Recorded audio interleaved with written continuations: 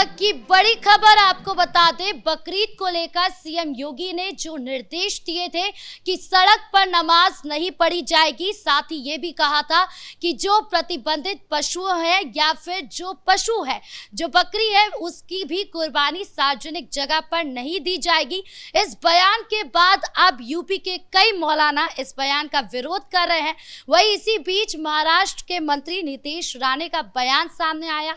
उन्होंने कहा कि बकरीद के मौके पर अगर आपको कुर्बानी देनी है तो आप वर्चुअल कुर्बानी दे सकते हैं, जिसके बाद और ज्यादा विरोध जो है वो बढ़ता चला जा रहा है। तो क्या कुछ चल रहा है बताएंगे आपको। मेरे साथ मौजूद है मेरे सहयोगी हर्षी। सर, सबसे पहले बात करें नीतीश राणे के बयान की, तो उन्होंने कहा कि वर्चुअल कुर्बानी देना है तो दीजिए। आप हम लोगों को कहते हैं कि जब होली मनाते तो ड्राई होली मनाइए, दिवाली मनाने के टाइम में आप कहते हैं कि पटाखे मत जलाइए, तो हम भी आपको एक नसीहत दे रहे हैं, यही नसीहत है कि वर्चुअल आप जाके कुर्बानी दीजिए। बिल्कुल, देखिए, और इसी बयान पर बवाल उत्तर प्रदेश के अंदर मचा हुआ है, क्योंकि इससे ठीक पहले आपने देखा कि योगी आदित्यनाथ की तरफ से जो सड़क पर नमाज न पढ़ने को कहा गया था, उसके बाद तमाम विपक्षी पार्टी किस तरीके से मुखर हो गई और चेतावनी तक दी गई कि अगर आप मुसलमान के बारे में ऐसे कहते हैं तो 2027 में आपकी सत्ता नहीं आ पाएगी। खैर, वो उनकी अपनी राजनीति है, लेकिन आपने ठीक कहा कि नीतीश राणे का बयान सामने आया कल और उनकी तरफ से कह दिया गया कि मदरसे में जहां आतंकी पढ़ते हैं वहीं पर जो बकरीद पर हम कुर्बानी देखते हैं उस कुर्बानी को आप डिजिटल करिए। और आपकी बात बिल्कुल सटीक है कि उन्होंने ये कहा है कि आप दिवाली पर, होली के त्यौहार पर, उन्होंने नाम भी लिया कि कुछ पर्यावरण जो होते हैं, पर्यावरण से जुड़े होते हैं, पर्यावरणविद हो या फिर बुद्धिजीवी हों, वो हमें ज्ञान देते हैं कि आप पटाखों को मत जलाइए और आप एनवायरनमेंट को सही रखिए। तो हम भी कहते हैं कि बकरीद के मौके पर आप कंप्यूटर से एक फोटो निकाल लीजिए और उसके बाद उसको काट दीजिए। आप चाकू छुरी से इस्तेमाल उसको मत करिए। ऐसी बातें नीतीश राणे ने कही है। हालांकि कई और बातें उन्होंने कही हैं जो मुस्लिमों को लेकर है कि मदरसे से आतंकी पैदा होते हैं, और साथ ही साथ उन्होंने जो आतंक का लिंक बताया है दुश्मन देशों का, वो भी कहा है। खैर, हम बकरीद पर रहते हैं और अब उत्तर प्रदेश की बात करते हैं, क्योंकि देखिए, मौलाना जो उत्तर प्रदेश के हैं, चाहे फिर रिजवी हों या फिर मौलाना मदनी हो या फिर मौलाना अब्बास हो, कई ऐसे मौलाना हैं जिनके बयान सामने आए हैं और उनकी तरफ से कहा गया कि कुरान में कहीं पर भी नहीं लिखा है कि वर्चुअल तरीके से बकरीद हो सकती है। तो आखिर हम कैसे वर्चुअल तरीके से बकरीद करें?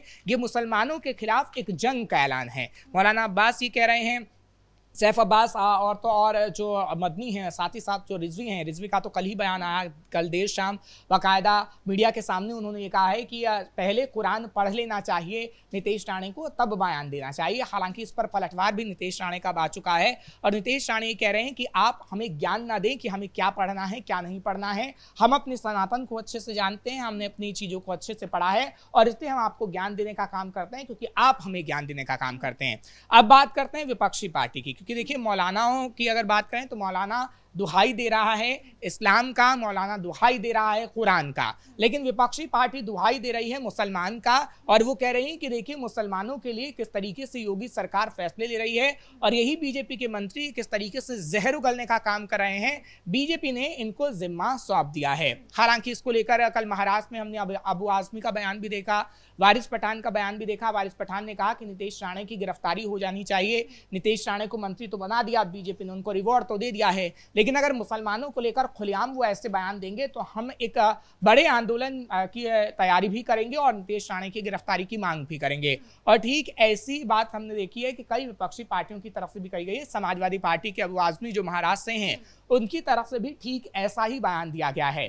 खैर, आगे आने वाले समय में होगा नीतीश राणे की गिरफ्तारी नहीं होगी, ये तो खैर वक्त बता पाएगा, क्योंकि मुस्लिम लोग कह रहे हैं, लेकिन नीतीश राणे की तरफ से ऐसा कुछ भी गलत नहीं कहा गया है। वो सिर्फ नसीहत दे रहे थे। और देखिए, जो मदरसे में आतंकी की बात उन्होंने कही थी वो इस आधार पर कही थी क्योंकि उत्तर प्रदेश का बदायूं जिला हो या फिर अलग अलग जिले, देवबंद में देखिए, देवबंद के कई मौलाना ऐसे हैं जो पढ़कर निकले वहां से और उनका लिंक जैश ए मोहम्मद के साथ पाया गया, जिसके बाद हमने अहमदाबाद में जो गुजरात में जो ब्लास्ट दिखा है या फिर अलग अलग जगह पर आतंकी घटनाएं देखी हैं, उसमें भी उनकी संलिप्तता पाई गई है। और इसलिए नीतीश राणे ने उत्तर प्रदेश के लिंक को भी बताया था और महाराष्ट्र की बात भी की थी। सर, समाजवादी पार्टी जो है वो भी अपने वोट बैंक को साधने में लगी हुई है। वो भी कह रही है कि आप अल्पसंख्यक को क्यों रोक रहे हैं?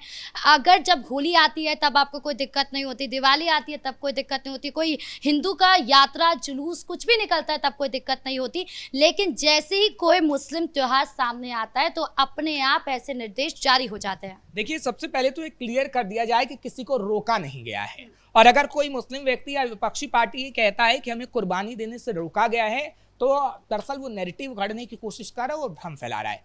कुर्बानी करिए, आप अपने घर में करिए या फिर जहां होती है वहां करिए, खुले में मत करिए। ये कहा गया है क्लियरली कि अगर आप खुले में कुर्बानी करेंगे तब आप पे आपराधिक मामला दर्ज होगा, तो आप खुले में कुर्बानी मत करिए। नमाज ना पढ़ने को भी नहीं कहा गया कि आप नमाज मत पढ़िएगा, ये कहा गया नमाज पढ़िए, घरों में पढ़िए या फिर मस्जिदों में पढ़िए, लेकिन नमाज आप सड़कों पर मत पढ़िए। तो ये जो मैसेज फैलाया जा रहा है कि योगी सरकार की तरफ से जो आदेश आया है उसमें ये कहा जा रहा है कि मुसलमान नमाज ना पढ़े, मुसलमान कुर्बानी ना दे, तो कहीं ना कहीं पूरी तरीके से गलत है। और तो और जो नीतीश राणे का बयान सामने आया है वो ये नहीं कह रहे हैं कि आप बकरा मत काटिए या फिर आप कुर्बानी मत दीजिए, वो एक नसीहत दे रहे हैं। और उन्होंने एग्जाम्पल भी दिया है कि कैसे पर्यावरणविद और बुद्धिजीवी जब हमें सलाह दे सकते हैं तो हम आपको सिर्फ सलाह दे रहे हैं कि आप बकरीद के मौके पर वर्चुअल बकरीद बना सकते हैं, वर्चुअल बकरा काट सकते हैं। ये बात नीतीश राणे ने कही है, लेकिन हंगामा विपक्षी पार्टी इसलिए मचा रहा है क्योंकि आप उत्तर प्रदेश में मुसलमानों की संख्या की अगर बात करेंगे तो इतनी है कि एकमुश्त होकर अगर वो समाजवादी पार्टी को वोट देता है तो लोकसभा के अंदर कैसे जीत होती है समाजवादी पार्टी की, और सबसे ज़्यादा सीटें लेके आती है समाजवादी पार्टी, और संसद के अंदर अखिलेश यादव बोलते हुए नजर आते हैं। तो इतना ज़रूर कहा जा सकता है कि मुसलमानों को लेकर इसलिए बोला जा रहा है, नमाज को लेकर इसलिए नैरेटिव गढ़ा जा रहा है, बकरीद को लेकर इसलिए नैरेटिव गढ़ा जा रहा है कि आप आगे आने वाले समय में 2027 में अपनी सरकार बना पाएं। सर, बकरीद के मौके पर हम देख रहे हैं कि अभी से जो एडवाइजरी है वो जारी होने के बाद अलग अलग शहरों में अब उसका एग्जाम्पल भी देखने के लिए लग गया है। पुलिस जो है वो चप्पे चप्पे पर तैनात है, छावनी में बदल दिया गया है।